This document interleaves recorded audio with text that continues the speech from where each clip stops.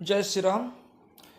नमस्कार दर्शक बंधु, मु पद्मनाभ आपण मानक आस्ट्रो टीवी ओडिया राशिफल कार्यक्रम को स्वागत करुच्ची। दर्शक बंधु आसत आज जाना चलित वर्ष 2024 मे मासटी तुला राशि व्यक्तिशेष किपरि कटिब। ए मासटी आपन को केउं सब क्षेत्र में शुभफल मिल एवं केउं प्रतिकार करने द्वारा आपण जीवन में परिवर्तन आसब जानापी आपण भिडटी शेष पर्यंत देखूँ एवं भिड शेष में दि जाऊा प्रतिकार आपन करंतु आपन को शुभफल गुड़िक प्राप्त हेब। दर्शक बंधु तुला राशि व्यक्तिशेष 2024 मे मासरे आपणकर गोचर कुंडली उपरे आपणकर पंचम स्थान रे चतुर्थ एवं पंचम भावर स्वामी शनिदेव गोचर करुछंती। आपणकर षष्ठ स्थान रे राहु गोचर करुछंती। आपण भाग्याधिपति बुध गोचर करुछंती एवं मंगल मध्य गोचर करुछंती। आपणकर सप्तम भाव रे रवि गोचर करुछंती, शुक्र गोचर करुछंती एवं मे मास 10 तारिख रे बुध मध्य आपणकर सप्तम भाव रे गोचर करिवे। आपणकर अष्टम भाव रे मासर आरंभ गुरु बृहस्पति गोचर करुछंती एवं मे मास 14 तारिख रे रवि मध्य आपणकर अष्टम स्थान रे गोचर करिवे। यह होछि आपणकर गोचर कुंडली उपरे ग्रह मानकर स्थिति। एई ग्रह मानकर स्थिति को नहीं एबे देखिबा मासटी आपण पई किपरि कटिबो। दर्शक बंधु प्रथम देखिबा आपणकर कैरियर बिजनेस को नहीं कि ए मासटी आपण पई किपरि रहिछि।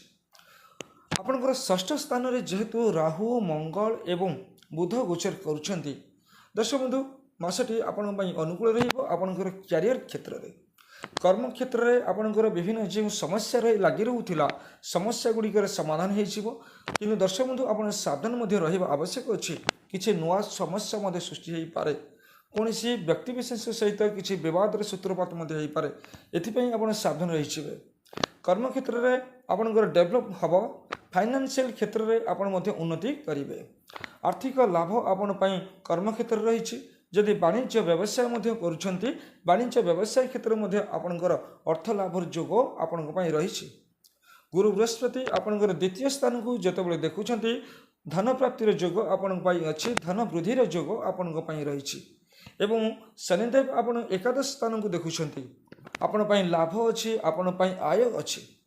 तेणु यही मसरे आपणकर कर्म क्षेत्र में आपणकर वाणिज्य व्यवसाय हो एवं आपन जेकोसी कार्य करुछंती आपण रोजगार करेंगे। आर्थिक लाभ आपण अच्छी, टंका पैसा ए सब धन संपद आपण को प्राप्तर जोग आपण रही। दर्शक बंधु आपणकर शत्रु माने निश्चित भाव में यह समय परास्थित हेबे। शत्रु माने आपण कौन समस्या सृष्टि करें। पूर्व जदि कौन शत्रुता रही से शत्रु माने परास्त हेबे आपण ठारू। कौन फाइनेंशियल क्षेत्र जदि कौन गवर्नमेंट सेक्टर उपरे बैंक उपरे जदि कौन आपणकर टंका आपण पाई पार ना तेज यही मसरे आप चेष्टा करूँ आपण टंका पाइबार जोग आपण रही।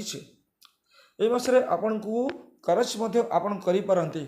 आर्थिक क्षेत्र में आपन किसी टंका उधार करें, करज करें जहाँकि आपन को अर्थप्राप्ति हम। किंतु दर्शक बंधु क्या यही मसरे आपन करज दिंतु ना। करज देथिबा टंका आपन को फेरी पाइबा पई विलंब निश्चित भाव में हम। दर्शक बंधु प्रतियोगितामूलक कार्यगुड़िक आपन सफल हेबे। जदि कौन एंट्रेंस आपण अच्छी, कौन प्रतियोगितामूलक कार्य अच्छी, ए सब क्षेत्र गुड़िक आपन सफल हेबे।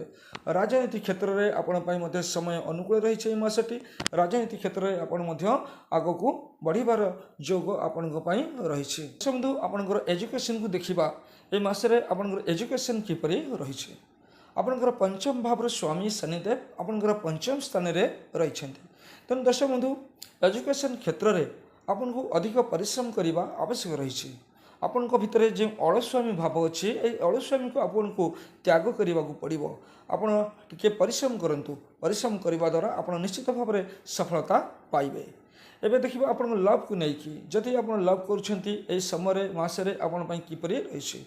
दर्शक बंधु आप सावधान रुहतु। आपण भितर कौन बद सूत्रपात हबार संभावना अच्छी। आप लव को लेकिन किसी बद डिस्टर्बेंस हबार संभावना रही, डिस्टेंस बढ़िबार संभावना रही। से अଯଥା बद दूरे रहा आपण आवश्यकता अच्छी। जदि आप बहुत कर मैरेज लाइफ किपरि रहिबो। दर्शक बंधु ମ୍ୟାରେଜ୍ ଲାଇଫ୍ ବହୁତ ଭଲ ରହିବ। ଆପଣଙ୍କ ଭିତରେ ସମ୍ପର୍କ ମଜବୁତ ରହିବ, କିନ୍ତୁ ଛୋଟ ଛୋଟ ଘଟଣାକୁ ନେଇକି କିଛି ସମସ୍ୟା ସୃଷ୍ଟି ହୋଇପାରେ। ସେଥିପାଇଁ ଆପଣ ସାବଧାନରେ ଯଦି ରହିଯିବେ ତେବେ ଆପଣଙ୍କର ସମ୍ପର୍କ ବହୁତ ମଧୁର ରହିବ। ମାସଟି ଆପଣ ପାଇଁ ଅତ୍ୟନ୍ତ ଖୁସି ଆପଣ ପାଇଁ ମିଳିଯିବ। ତେବେ ଦର୍ଶକ ବନ୍ଧୁ, ଆପଣ ସ୍ୱାସ୍ଥ୍ୟକୁ ନେଇକି ଏ ମାସଟି କିପରି ରହିଛି ଆସନ୍ତୁ ଜାଣିବା। ଆପଣଙ୍କର ଅଷ୍ଟମ ଭାବରେ ଯେହେତୁ ଗୁରୁ ବୃହସ୍ପତି ଗୋଚର କରୁଛନ୍ତି ଏବଂ ମେ ମାସ 14 ତାରିଖରେ ରବି ମଧ୍ୟ ଆପଣଙ୍କର ଅଷ୍ଟମ ଭାବରେ ଗୋଚର କରୁଛନ୍ତି। ବନ୍ଧୁ, ଆପଣମାନେ ସ୍ୱାସ୍ଥ୍ୟକୁ ନେଇକି ବିଶେଷ ଭାବରେ ସାବଧାନ ରହିଯିବେ। ଏହି ସମୟରେ ଆପଣଙ୍କର ଯାନବାହନ ଜନିତ କିଛି ସମସ୍ୟା ସୃଷ୍ଟି ହୋଇପାରେ, କିଛି ଦୁର୍ଘଟଣା ଜନିତ ସମସ୍ୟା ଆପଣ ପାଇଁ ଆସିପାରେ। ଦର୍ଶକ ବନ୍ଧୁ, କୌଣସି ବ୍ୟକ୍ତି ବିଶେଷକୁ ନେଇକି ଆପଣଙ୍କର କିଛି ବିବାଦ ହୋଇପାରେ, ଶତ୍ରୁତା ହୋଇପାରେ। ସେଥିପାଇଁ ମଧ୍ୟ ଆପଣ କେୟାର ରହିବା ଆବଶ୍ୟକ ରହିଛି ଆପଣଙ୍କ ପାଇଁ। ଶତ୍ରୁମାନେ ପରାଜିତ ହେଲେ ମଧ୍ୟ ଆପଣ ପାଇଁ ଶତ୍ରୁତା କୌଣସି ନା କୌଣସି ବ୍ୟକ୍ତିଙ୍କ ସହିତ ଆପଣଙ୍କର ଶତ୍ରୁତା ହୋଇଯାଇପାରେ। ସେଥିପାଇଁ ଆପଣ ସାବଧାନ ରହିବା ଆବଶ୍ୟକତା ଅଛି। ଦର୍ଶକ ବନ୍ଧୁ, ଏହା ହେଉଛି ଆପଣ ପାଇଁ 2024 ମେ ମାସର ସମ୍ପୂର୍ଣ୍ଣ ରାଶିଫଳ। ଆପଣ ଏହି ପ୍ରତିକାର କରନ୍ତୁ। ଏହି ପ୍ରତିକାର କରିବା ଦ୍ୱାରା ମାସଟି ଆପଣ ପାଇଁ ଅନୁକୂଳ ରହିବ। ସମସ୍ୟା ଗୁଡ଼ିକରୁ ଆପଣ ମୁକ୍ତି ପାଇଯିବେ।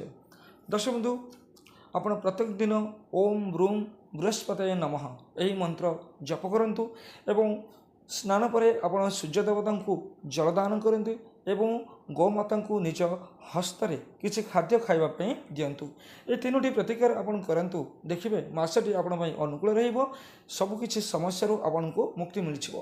ମୁଁ ଆଶା କରୁଛି ଦର୍ଶକ ବନ୍ଧୁ, ଆପଣ ଏହି ପ୍ରତିକାର ନିଶ୍ଚିତ କରିବେ। ଏହି ପ୍ରତିକାର କରିବା ଦ୍ୱାରା ମାସଟି ଆପଣଙ୍କ ପାଇଁ ଅନୁକୂଳ ରହିବ। ମାସଟି ଆପଣଙ୍କର ଖୁସିରେ କଟିଯିବ। ଦର୍ଶକ ବନ୍ଧୁ, ଆଜି ତ ସମୟ ହୋଇଗଲାଣି। ଆଜିର କାର୍ଯ୍ୟକ୍ରମକୁ ଏଇଠି ରଖିବା। ପୁଣି ଦେଖା ହେବ ପରବର୍ତ୍ତୀ ସମୟରେ। ଜୟ ଜଗନ୍ନାଥ, ନମସ୍କାର।